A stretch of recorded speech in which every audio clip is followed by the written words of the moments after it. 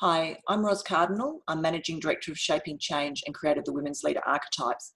And I wanted to bring you some brain hacks for more happiness. Happiness is a habit. It's like an inside job, so to speak. And we can really maximize our opportunity to be happy by understanding what happens in our brains when we're happy and when we're unhappy. What actually brings us a chemical high of being happy. Now, the limbic system is the part of the brain that controls our motivation, our behavior, and our emotions. It really is our emotional brain. It's a survival mechanism, and it produces chemicals that let our bodies know what's good or what's bad for us. So what we need to do is think about how to boost our feel-good brain chemicals. And by tapping into these four chemicals, they're dopamine, oxytocin, serotonin, and endorphins, so acronym DOSE.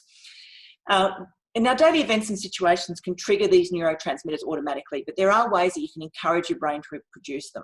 And this actually allows you to create and repeat feelings of happiness. And when these chemicals are released, the byproduct, as well as being happy, we become more motivated, more productive, and we experience greater well-being as well. Let's start with dopamine, which is referred to as the happiness drug.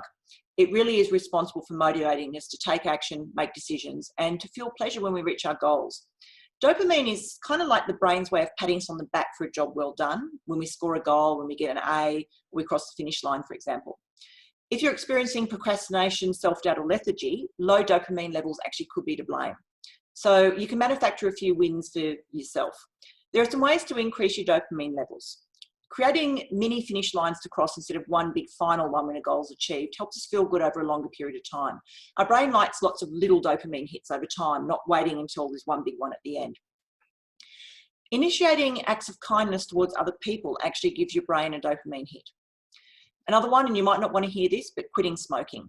A recent study showed smokers had 15 to 20% less capacity for producing dopamine than non-smokers, but it's completely reversible if you stop smoking.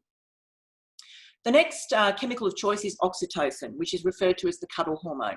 It's released through social interactions like giving or receiving gifts, making eye contact, giving and receiving affection like handshakes, hugs, pats on the shoulder. Even giving birth releases oxytocin. So there are some ways you can do that. Making eye contact with people during conversations. You could get a massage, socially distanced at this time, of course. You can hug a friend, you can pet a pet. In fact, cats are amazing because apparently the frequency of a cat's purr does amazing things to the human body. And meditation and prayer can help as well with oxytocin. Now let's look at serotonin. Are you in a good mood? If you are, you can thank serotonin. Serotonin is the brain's antidepressant drug of choice. So it surges when you feel like your life and your efforts actually are making a difference. If you're feeling hangry, which is a combination of hungry and angry, 80% of serotonin exists in the stomach. Skipping meals will reduce your serotonin, which can make you feel grumpy.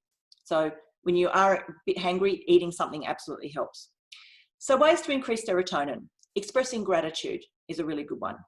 Increased exposure to sunlight. Sunlight produces vitamin D, which triggers serotonin production for us. Think happy thoughts. Serotonin doesn't actually know the difference between reality and imagination. So when your imagination or your memory is active, it produces serotonin in exactly the same way as it would if the event was real. Exercise. Low-key exercise stimulates serotonin. So gardening, walking the dog, or even playing with your kids will count. Endorphins. If you've ever hit your thumb with a hammer, stubbed your toe, or had a runner's high, you know what endorphins feel like. They work like morphine to alleviate pain and stress. And there are ways we can increase our endorphin levels as well. Eating chocolate. That's the good news. Chocolate actually will boost endorphins. Exercise releases endorphins. As little as 30 minutes can do the trick. Find opportunities to have fun and laugh because laughing increases our endorphins as well. And aromatherapy can help. There are certain aromas that stimulate the production of endorphins. So things like vanilla, lavender, peppermint. You can diffuse those into the air, have a few drops in your bath, or even put some in your next cup of tea. But make sure that you get aromatherapy drops that are actually edible, because some are and some aren't. There's obviously a big difference between natural aromatherapy drops and ones that are synthetic. So really, when you think about it, there's lots of things you can do in your daily life to increase the chemicals in your brain, the feel-good chemicals, which will increase your opportunities to feel happy. When you're feeling happier, you'll increase your productivity, and it's kind of like a cycle. The happier you are, the more productive you are. The more productive you are, the happier you'll feel. The Dalai Lama actually said, happiness isn't a luxury, it's the purpose of our existence. So happy brain hacking, and I'll see you next time.